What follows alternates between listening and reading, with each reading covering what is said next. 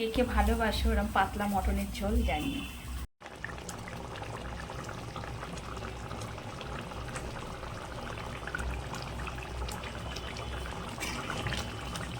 তো গাইস দেখো এরকম পাতলা মটনের ঝোল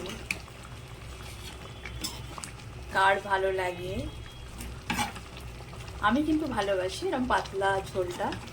দেখবো মটন রিচ রান্না হলে সেটা একরকম, কিন্তু একটু পাতলা ঝোলটা হলে পরে সেটা কিন্তু খেতে খুব ভালো লাগে। তোমরাও জানিও তোমাদের কেমন লাগে। আর ঝোলটার কালারটা এখান থেকে বুঝতে পারছো কিনা জানি না।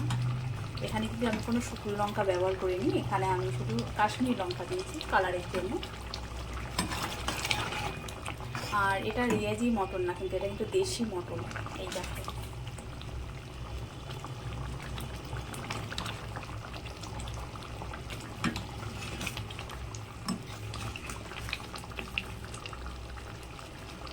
দেখতে পাচ্ছ, এটা পুরো দেশি মটন।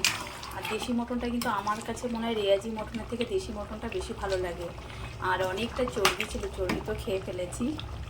এটা বাদ বাকি মানে আর যেটা বাকি অংশটা আমি এখন আবার গরম করে রাখছি।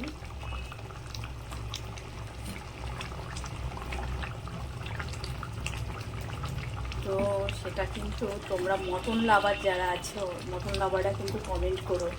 আর এইটা কি বুঝতে পারছো, এটা মনে হয় তোমার লিভার।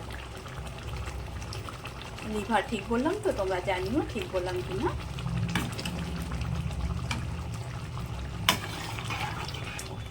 আমি কিন্তু চিকেনের থেকে মটন কিন্তু বেশি ভালোবাসি।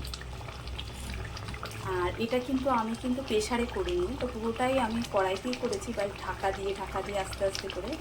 আর মটনগুলো এত সেদ্ধ হয়েছে, হাত দিয়ে দেখো একদম মানে হাত দিয়ে ভেঙে যাবে। দেখো আমি এখন হাতটা দেবো না, গরম।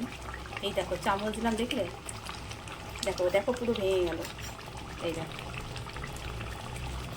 এতটাই সফট হয়েছে। কিন্তু অনেকে বলো যে প্রেশার না দিলে নরম হয় না, কিন্তু না, কড়াইতে যদি করা হয়, সেটা যদি ঢাকা দিয়ে অনেকটা টাইম নিয়ে যদি করা হয়, তাহলে কিন্তু মটন নরম হয়।